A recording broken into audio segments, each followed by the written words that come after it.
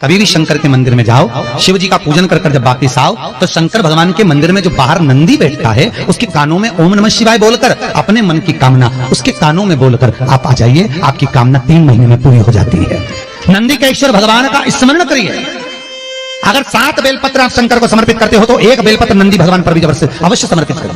नंदीश्वर भगवान शिव को समर्पित, 1 बेलपत्र नंदी के ईश्वर की ओर चढ़े। और बहुत ध्यान दीजिए महाराज, अगर कोई काम अटक रहा है, नहीं हो रहा, बहुत प्रयास करा, तो भगवान शंकर के मंदिर में 5 बेलपत्र चढ़ाइए। और शंकर भगवान की जो छोटी लड़की है अशोक सुंदरी, आपको बताया था ना अशोक सुंदरी का स्थान, भगवान शंकर की 6 लड़कियां हैं, उसमें से सबसे छोटी लड़की अशोक सुंदरी की जगह पर 1 बेलपत्र चढ़ाइए। फिर 1 बेलपत्र नंदी के ईश्वर पर चढ़ाइए। और नंदी के ईश्वर पर चढ़ाने के बाद भगवान शंकर के मंदिर के बाहर चौखट पर दिया लगा दीजिए साइड में, और फिर अपने घर पर आ जाइए, आपका कार्य सफल होना प्रारंभ हो जाएगा। नंदी के ईश्वर भगवान नंदी के ईश्वर का स्मरण कर लेने पर जीव आनंद सुख की अनुभूति करता है, आनंद सुख को पाता।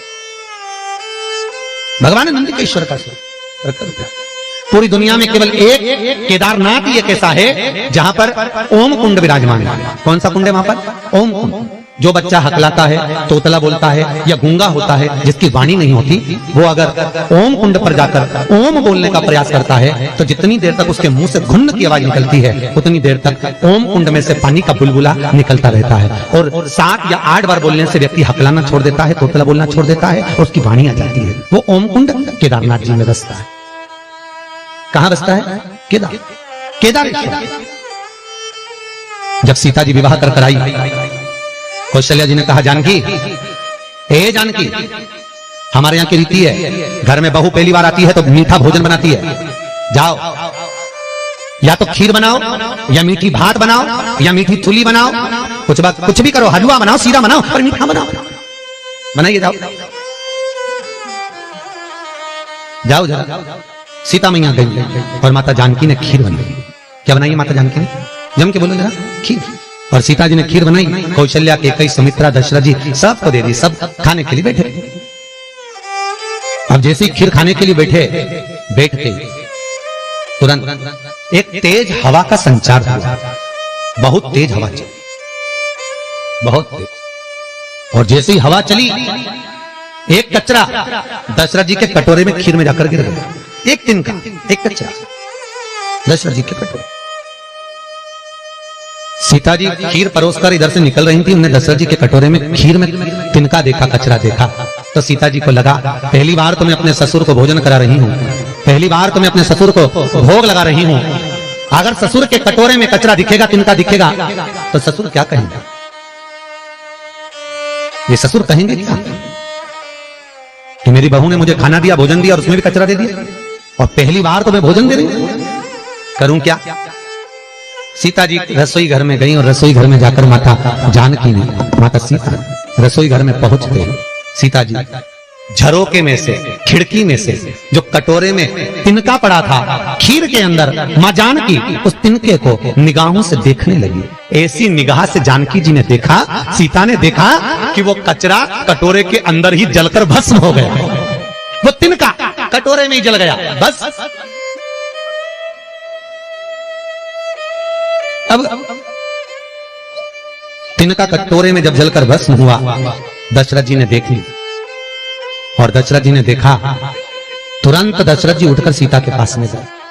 तुरंत, जानकी, जानकी, पिताजी आप आए हो, आओ बैठो। पिताजी रसोई घर में आए आप, मुझे बुलाते मैं आती दौड़कर, आप रसोई घर में क्यों आए पिताजी? कैसे आना हुआ? कैसे आए हो? बोलो। दशरथ जी ने कहा, बहू आज तुझसे कुछ मांगना है। पिताजी मुझसे?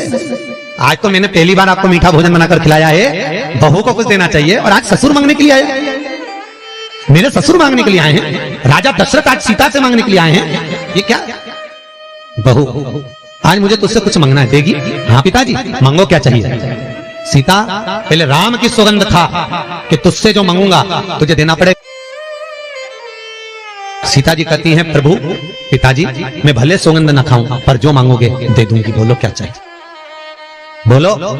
ससुर जी आपको क्या चाहिए? पिताजी क्या चाहिए?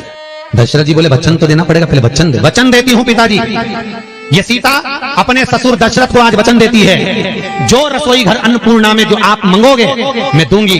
तो दशरथ जी ने कहा तूने वचन दिया है सीता, तो मुझे आज वचन के रूप में दे दे कि जैसे आज तूने कटोरे में पड़े हुए तिनके को देखा, ऐसा किसी दुश्मन को भी मत देखना। वचन दे। सीता जी कहती है मैं वचन देती हूं कि किसी दुश्मन को भी इस तिनके की तरह नहीं देखूंगी। और चरित्र उठाकर देखो, जब जब रावण आता था सीता एक तिनका उठाकर उस तिनके को देखती थी, रावण को नहीं। तिनके को इसलिए देखती थी कि सीता जी मन में सोचती थी वो तो ससुर को वचन दिया है कि तिनके को देखा, ऐसा किसी को मत देखना, इसलिए इसको देख लूं बहुत है। अगर घूर के देख रही बापड़ा तेरे को छोड़ने वाली नहीं, तिनके को देख, तेरे को तो मैं यूं ही निपटा दूं, एक मिनट नहीं लगे। जब जब रावण आता था सीता तिनके को देखती थी। जब जब रावण आया सीता ने तिनके को देखा, बार बार तिनके को देखा। तो रावण ने 2500 बार माता सीता से पूछा था कि मैं आता हूं तो तू तिनका क्यों देखती है, पर सीता बोली नहीं, क्योंकि मैंने अपने ससुर को वचन दिया है कि किसी जैसा तूने तिनके को देखा ऐसा दुश्मन को भी मत देखना, इसलिए नहीं देख पा रही तेरे को। अगर देख ली थी तो राम को तो आने की भी जरूरत नहीं थी, तुझे तो यूं निपटा के चली जाती। श्री शिवाय नमस्तुभ्यम। हेलो दोस्तों, श्री शिवाय नमस्तुभ्यम। हमारा वीडियो पसंद आए तो लाइक करें, शेयर करें एंड सब्सक्राइब करें। धन्यवाद।